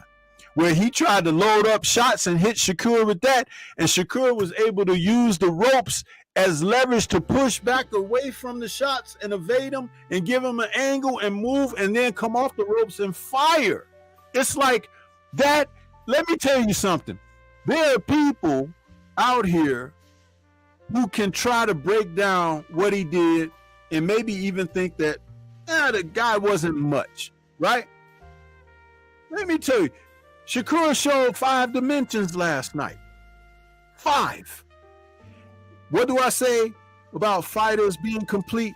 If you're a complete fighter, you have 5 dimensions. Explain to the people in the back. Huh? Explain that to the people in the back that don't know. The 5 dimensions of a complete fighter is, first and foremost, a guy who can box. Okay? A guy who can not simply box, but has the ability to punch and punch off of boxing with great punch placement. Meaning, like, I did a show recently on my Tuesday Tussle talking about fighters don't hit guys on the chin no more. When Shakur dropped that guy with the first shot he dropped him with, where did he hit him? On the chin. Not upside the head. Not trying to show power and force. Hey, 8 pounds pressure, a bone breaks. So you hit a guy on the chin, right by that mandibular, he going. When your chin go one way and your face go the other, you go down. That's just like when the doctor takes that little mallet and hits you on your knee and your knee kick out. It's a reflective action. The other thing is to show defense in the ring, the ability to be elusive, both by blocking, parrying, slipping, rolling under shots, creating space so that you can do something. The other thing is footwork. Okay? Shakur showed excellent footwork last night. When he hit the guy and dropped him, he did a movement to step over the side as a southpaw when he rolled outside, and when he threw the straight left down the chin, Yoshino was actually getting ready to square up, but he got caught on the chin and he went down. He went down flush because it was right on the chin. Now, some people say, well, that was a balance shot. Well, what happened the next time he got knocked down? He got hit on the side of the head that time, and he went down. That came from Shakur was breaking him down to the body. Yep.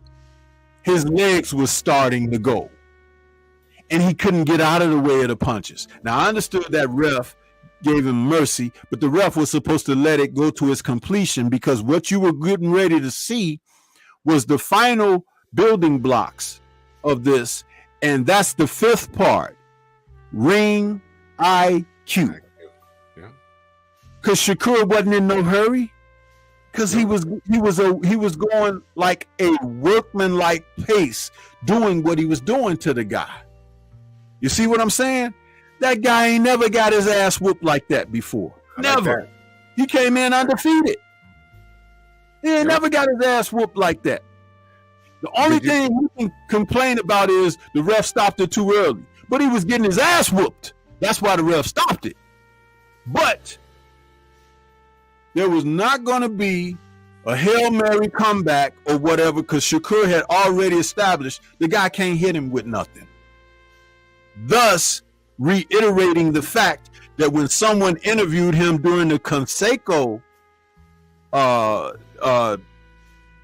well, you call it promotion, and they say, what about it after you move up and you face Tank Davis and with his power and everything? What do you think about that? And he was like, what should I be worried about that for? He ain't gonna hit me with none of that. That's what he said. And at the time he said it, I did a video and I was talking about it. I said, I love that, because he's already secure in himself and what his own abilities are. And you have to be that as a fighter. That's what will make you go out and fight other guys, because you're confident in what your abilities are to the degree that you're not worried about other people. The ones who will not go out and fight other guys are not really self-assured, because they know that the other guy presents a threat. A threat, It's a threat every time you step into the ring. Yeah.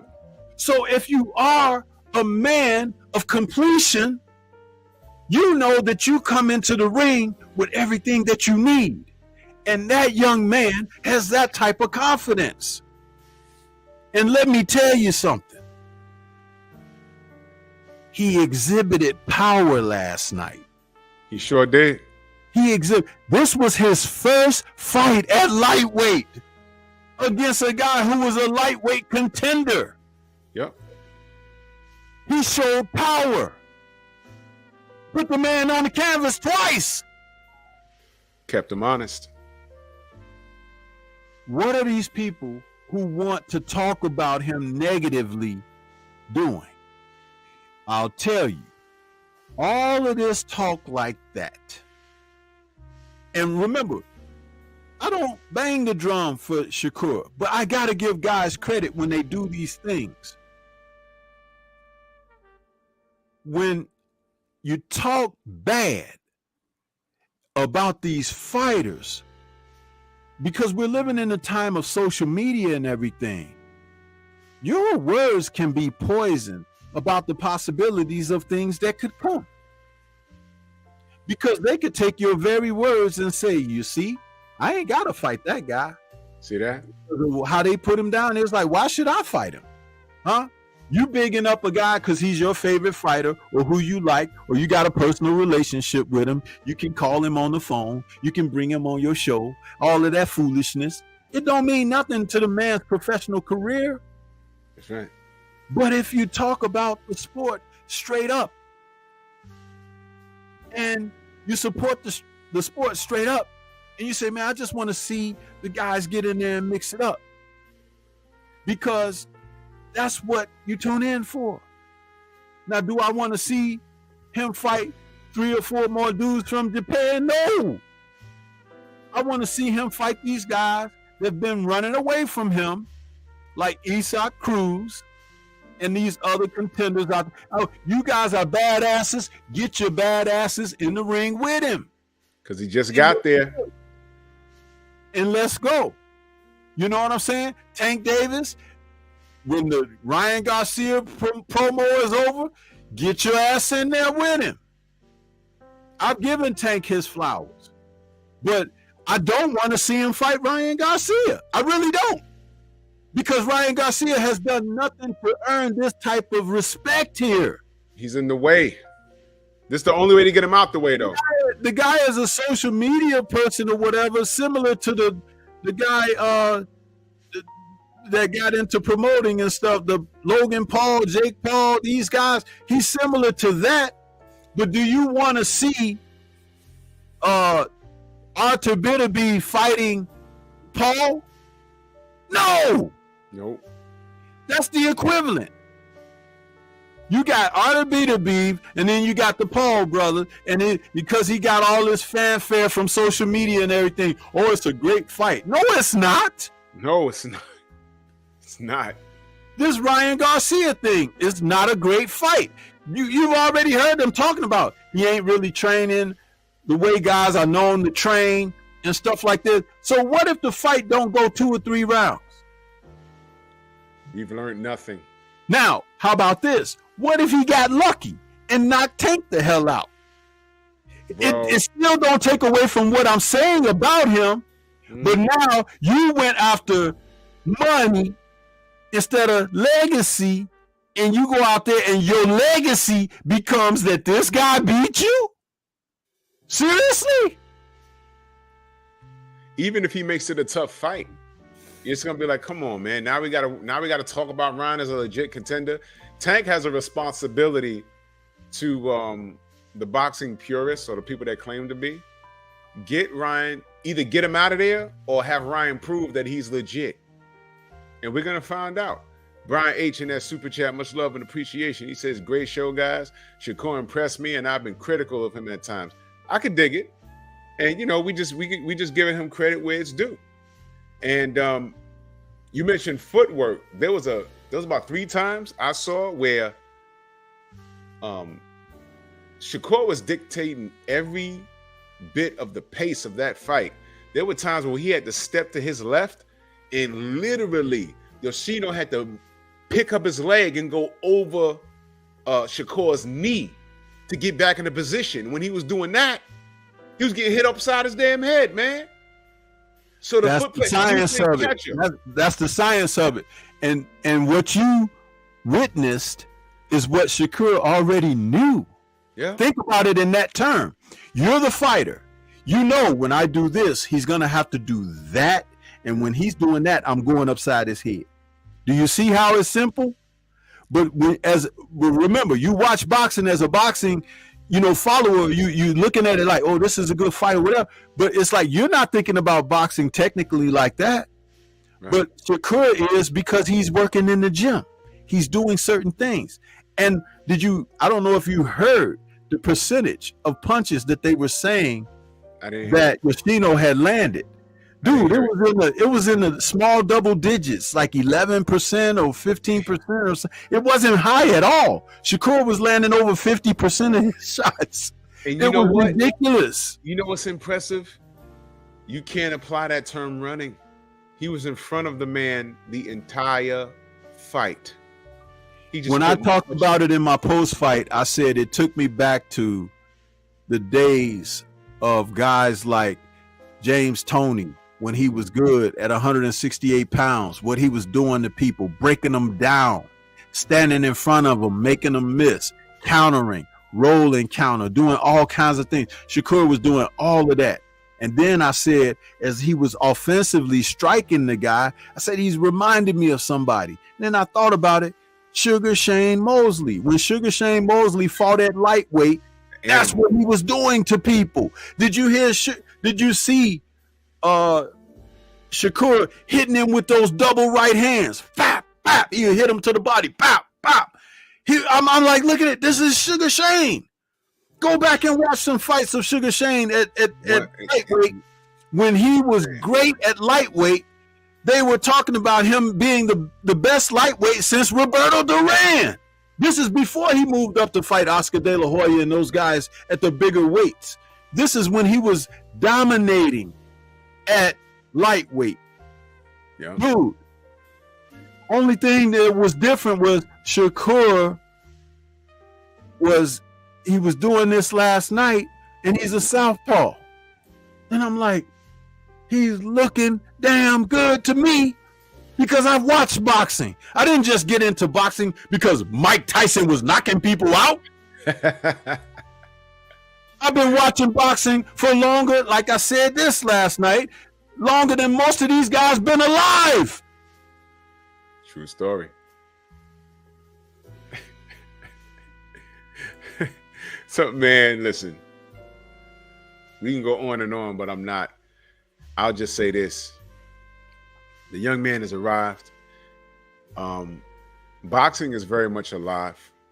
You just got to be choosy about where you're looking to get entertained at, because there's a lot of guys on the come up.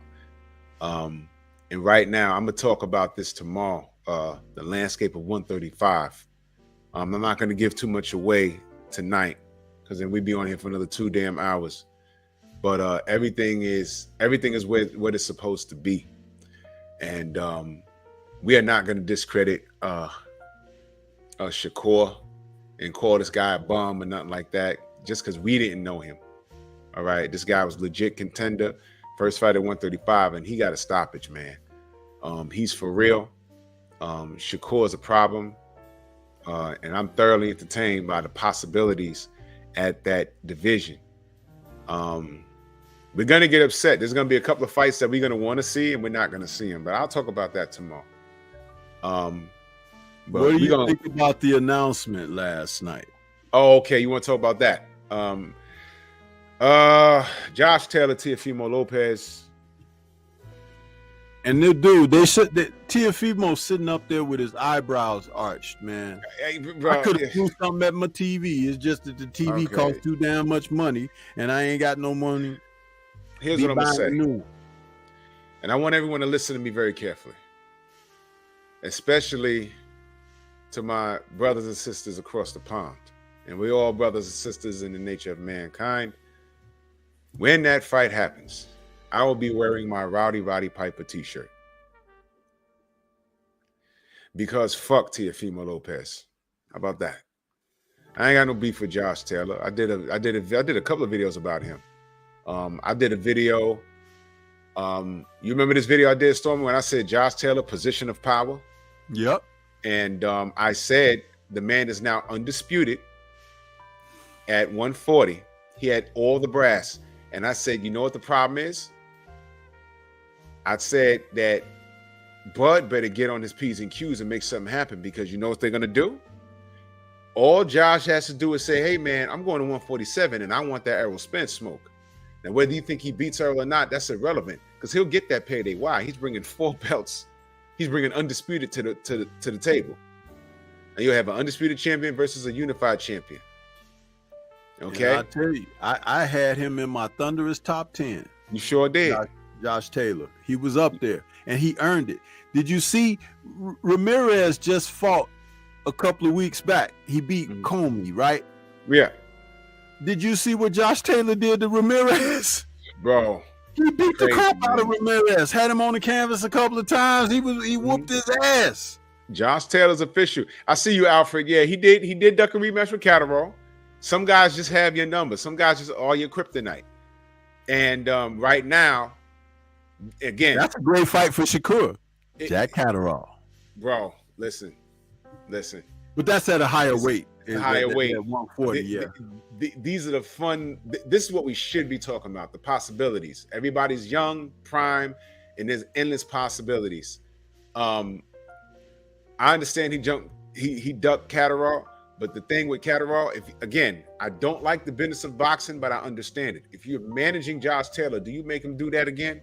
Or when they tell you, look, Teofimo's available, what do you do? Because I'm going to tell you something. I think he's going to beat Teofimo. Could I be biased? Yes, because I don't fuck with Teo. I could be biased. But I also think that he could whoop his ass. This is what I think about him fighting Teo. When Teo had to ask, do I still got it? That told me everything I need to know. Because Josh Taylor going to ask you if you still got it or not. We're going to find out. We're going to find out. Oh, I just saw, I muted the TV. I just saw his mouth moving. And I'm like, why his eyebrows look more put together than any of these chicks walking around the street right here? But dude, whatever. When I saw that, I was like, you know what? Let's go Taylor. That's what I'm saying. Yeah. You know? And I like what Renzo said. He said if Regis was smart, he'd go after Catterall. Regis is being ducked out of his mind right now. He got to make something pop. Yeah, he got Devin Haney problems, because everywhere he turns, people are trying to turn away from him. It's ridiculous. Mm-hmm. Now I'm gonna tell you what was gonna happen. Devin's gonna beat the shit out of Lomachenko, and I do not think, I'm saving this for tomorrow. I'll just say this: I don't think he's sticking around at 135, man. No, he'll probably go ahead and do what he got to do and move on up. But the thing about that is this: for those people who've been moving away from him at 135, right?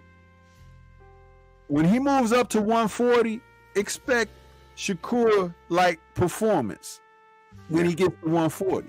Yeah. Because he's going to be stronger. He's going to feel more comfortable.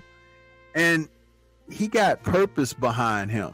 He's moving with purpose. And people who move with purpose, they make waves. Yeah. Huh? Yeah. They do.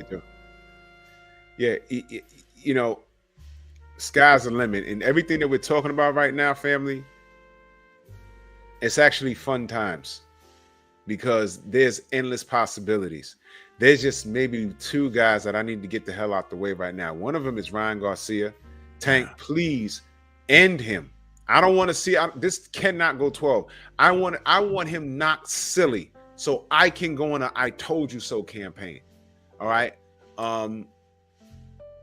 One thing I'll give Teofimo is that he's a real fighter. I'll give him that. I just don't think he beats certain guys. I'll give him that much though. He gets on my nerves with how he moved with the undisputed thing, but that's it. And then, you know, what the shit that he's saying about him being really undisputed, that got on my nerves. And I don't know if I'll ever get over that. But still, he's a live dog. And based off of what Bill Haney said, once they're done with Loma, they're going to 140. And they're pursuing Teofimo. Now, based off of how this plays out with Josh Taylor, who knows? Devin might go over there and be like, hey, I'm undisputed. Do you understand that Devin can go to 140 and do whatever the hell he wants to do? He could jump the line, man. He could jump the line. How about if Devin went up to 140 and Taylor beats Teofimo and Devin says, I want Josh Taylor. That's what I'm saying. Yeah. Now he can go up there. He can go up there and see. Oh my God, Albert Puello, no one cares. So Sabril Matias, no one cares. You got Regis Prograis and Josh Taylor. If Josh Taylor's coming off of a Teofimo Lopez ass whooping and he wins, Devin is gonna go up there, jump the line, and say, "Give me Taylor." He's gonna fight him, and then what else is next up there? Regis Prograis. You understand?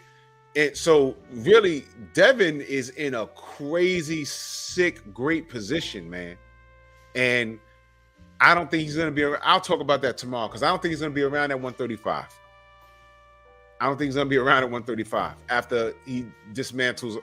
Yeah, he's got to take care of business first. And that's the thing that I like, too, because they put it out there that they intend to be there even after this fight.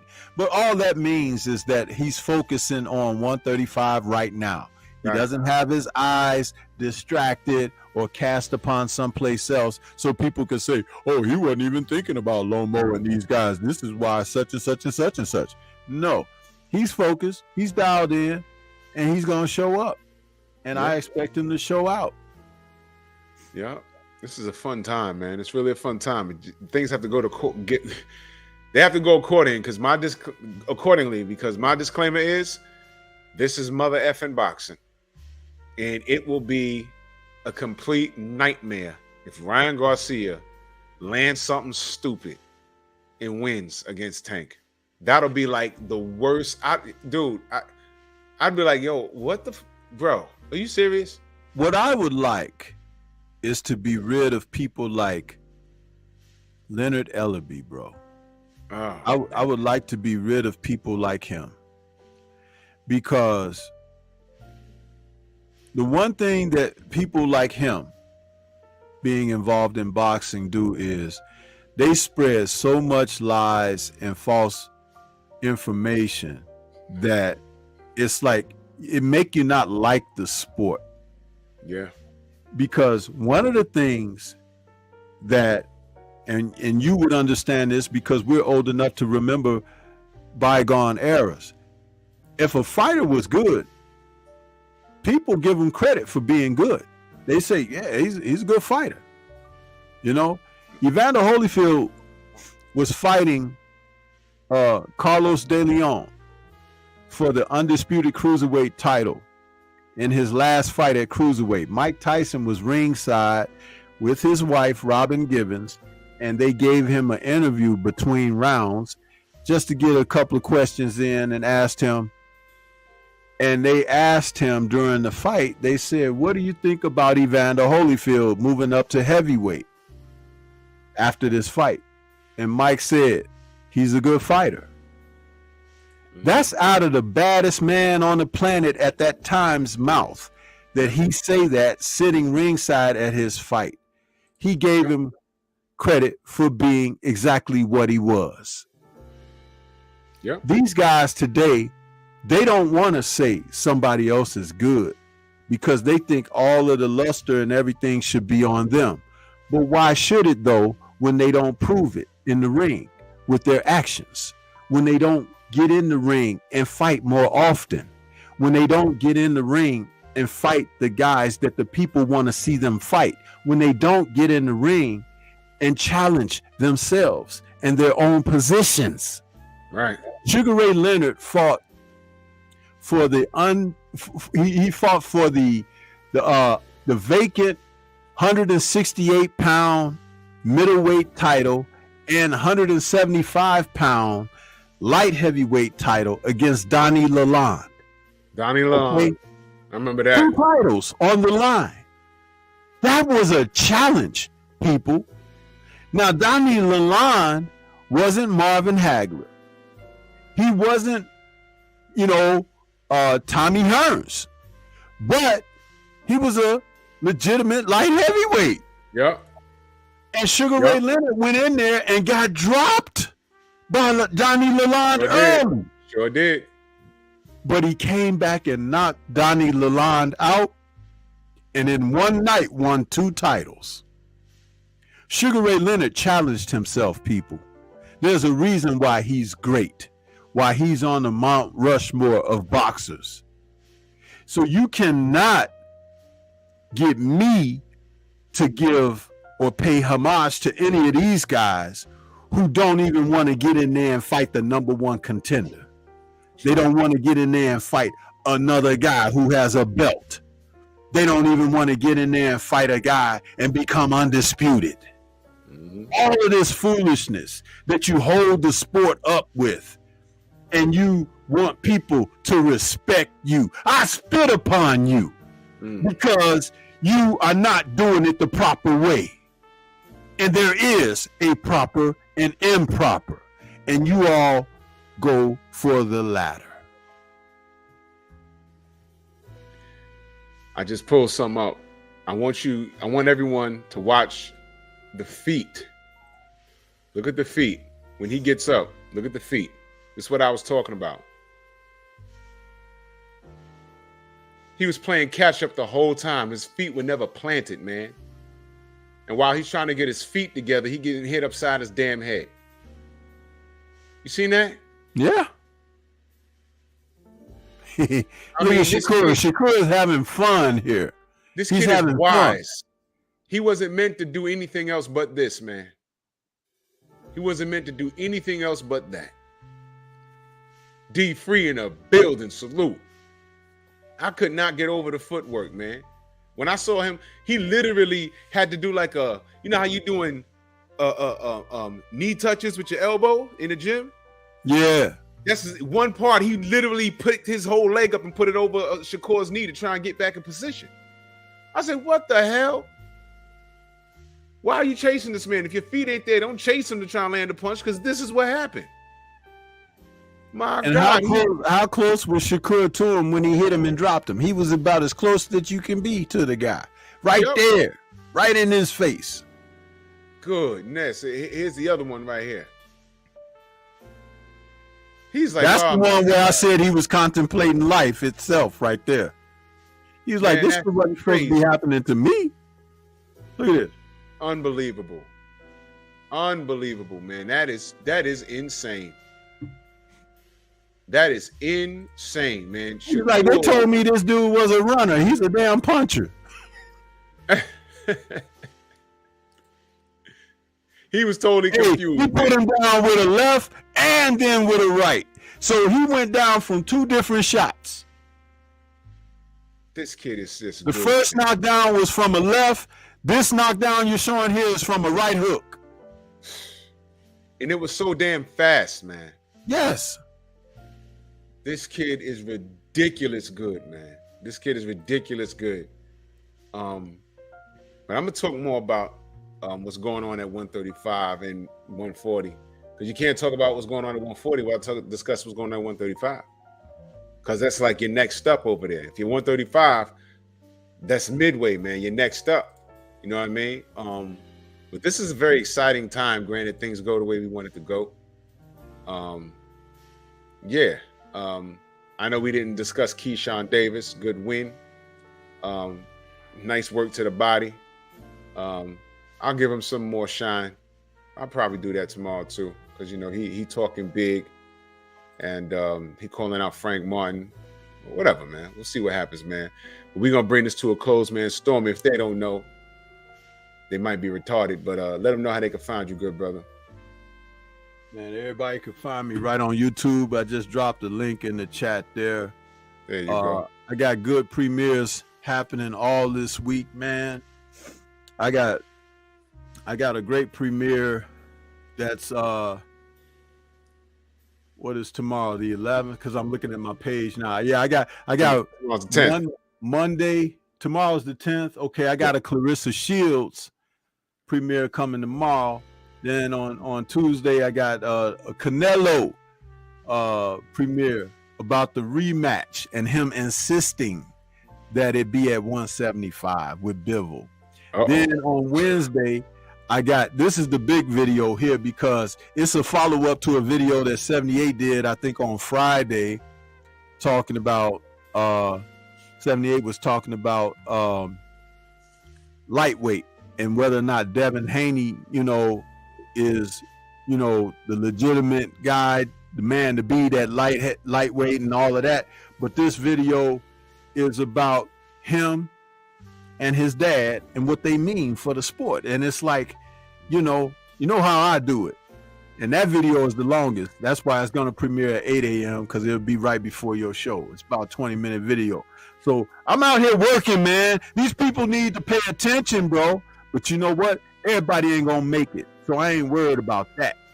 Those who know will know, and those who don't, it'll show. Yeah. There it is, y'all. If you like boxing, this is where you come get it at. And if you're not subscribed to the Sensei, I don't know about you. You ain't gonna make it. But salute to everybody in the Venmo, the Zelda, Cash App, the Super Chats, man. Painful Excellence podcast tomorrow, y'all. My topic, I'll drop this link in the description. Oops, wait a minute. Hold on, y'all. Copy. Pep Talk tomorrow, 10:30 p.m. Eastern Standard Time. This is the link in the description right here. This right here. It's the link in the chat right here. That's not a boxing channel. That's adult conversations and real life situations discussed with class, man. And tomorrow we'll be discussing sex as a weapon. Ladies, don't do it. Ain't gonna work out for you. But that's the topic tomorrow.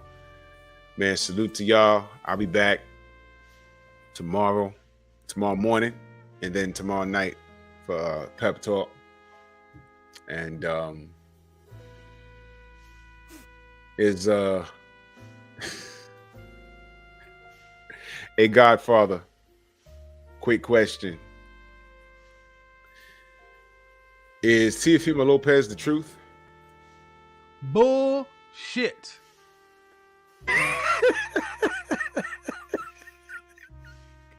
I see y'all in the AM. Bronx on deck. Move!